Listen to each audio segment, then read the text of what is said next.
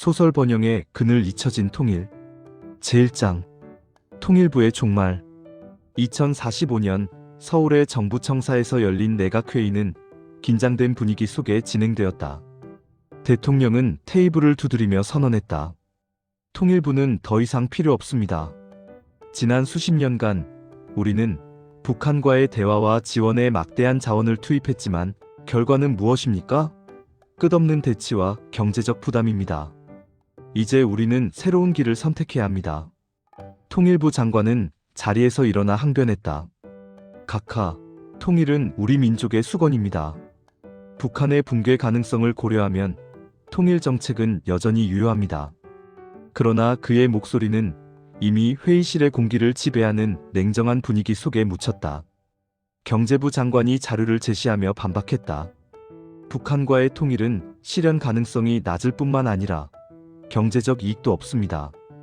통일 비용 추정치는 GDP의 10%를 초과합니다. 대신 일본과의 경제 공동체를 통해 우리는 글로벌 공급망을 강화하고 기술 혁신을 가속화할 수 있습니다. 회의는 만장일치로 통일부 폐지를 결정했다. 그날 저녁 뉴스 헤드라인은 통일부 해체 새로운 시대의 서막으로 장식되었다. 국민 여론은 대체로 지지적이었다. 오랜 분단의 피로감이 쌓인 탓에 통일은 이미 추상적인 이상으로 전락해 있었다. 통일부 직원들은 재배치되었고 건물은 외교부 산하의 국제협력센터로 재탄생했다. 이 결정은 단순한 행정 개편이 아니라 한국 사회의 패러다임 전환을 상징했다. 제2장 동아시아 경제 공동체의 탄생. 통일부 폐지 후 5년 한국과 일본은 동아시아 경제 공동체 AEC를 공식 출범시켰다. 이는 양국 간의 무관세 무역, 공동투자 펀드, 기술 공유 네트워크를 기반으로 한 획기적인 협정이었다. 서울과 도쿄를 연결하는 고속철도망이 확장되었고 반도체와 배터리 산업의 합작 공장이 곳곳에 세워졌다. 한국의 IT 기업들은 일본의 정밀 제조 기술을 흡수하며 세계 시장을 장악했다. 한 기업 CEO는 인터뷰에서 말했다. 이 공동체 덕분에 우리 회사는 매출이 2배로 증가했습니다. 북한과의 통일? 그건 이제 구시대적 발상입니다. 우리는 아시아의 경제 강국으로 도약하고 있습니다. 국민들의 생활 수준은 급속히 향상되었다. GDP 성장률은 연평균 5%를 기록했으며 실업률은 사상 최저치를 달성했다. 쇼핑몰은 일본 브랜드로 가득 찼고 젊은이들은 도쿄 유학을 꿈꾸었다. 북한은 더 이상 뉴스의 주제가 아니었다. 가끔 국경지대에서 발생하는 소규모 충돌이 보도될 뿐 대다수 사람들은 이를 무시했다. 정부는 EAEC를 통해 얻은 이익을 강조하며 통일 관련 예산을 교육과 복지로 재배분했다. 우리는 이제 번영의 시대에 살고 있습니다. 과거의 분단은 우리의 미래를 구속하지 않습니다. 라는 슬로건이 공공 광고판을 장식했다. 이 과정에서 북한과의 교류는 자연스럽게 중단되었다. 인도적 지원조차 경제 공동체의 안정성을 이유로 축소되었다. 제3장 무관심의 확산.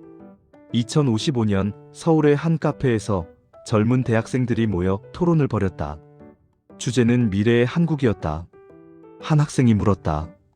통일에 대해 어떻게 생각해? 북한과 하나가 되는 게 정말 필요할까? 대답은 예상치 못한 것이었다. 통일? 그게 뭐야?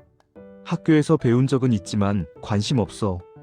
일본과의 파트너십 덕분에 우리 생활이 이렇게 좋아졌는데 왜 북한 같은 곳에 신경 써? 이 무관심은 사회 전반에 퍼져 있었다. 통일 관련 서적은 도서관 구석에 먼지를 뒤집었었고 정치인들은 선거 공약에서 통일을 언급조차 하지 않았다. 북한의 경제 상황은 더욱 악화되었지만 한국 국민들은 이를 외면했다. 통일은 실현 가능성도 없고 이익도 없습니다. 우리의 번영을 위협할 뿐입니다. 라는 여론이 지배적이었다. 한 경제학자는 보고서에서 지적했다. EAEC를 통해 한국은 아시아 경제의 중심이 되었습니다. 북한 통합은 인프라 재건 비용만으로도 수조 원이 소요될 것입니다. 이는 우리의 성장 동력을 약화시킬 뿐입니다. 가족 모임에서도 통일은 화제가 되지 않았다. 한 노인은 손자에게 물었다. 할아버지 세대에는 통일이 꿈이었단다. 손자는 스마트폰을 만지작거리며 대답했다. 할아버지, 이제는 일본 여행 가는 게 더 재미있어요. 북한? 그곳이 어디예요?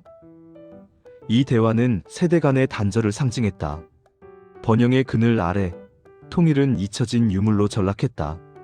에필로그 영원한 분단. 2060년 동아시아 경제 공동체는 세계 최강의 경제 블록으로 자리 잡았다. 한국과 일본의 합작 기업들은 글로벌 시장을 지배하며 국민들의 삶은 풍요로웠다. 북한은 여전히 고립된 채로 존재했지만 더 이상 한국의 관심사가 아니었다. 통일부가 사라진 지 15년, 통일은 역사책 속의 한 페이지로 남아있었다. 한 정치 분석가는 회고록에서 썼다. 우리는 번영을 선택했습니다. 그 선택은 우리를 강하게 만들었지만 민족의 유대를 희생시켰습니다. 이제 통일은 실현 불가능한 환상입니다. 이익이 없는 일에 누가 관심을 가지겠습니까? 서울의 거리에는 일본어 간판이 넘쳐났고 젊은이들은 새로운 미래를 꿈꾸었다. 분단은 영원히 지속될 듯했다. 번영의 대가로 통일의 불꽃은 영원히 꺼져버렸다. 통일은 가난한 환상이고 번영은 치열한 현실이다. THEND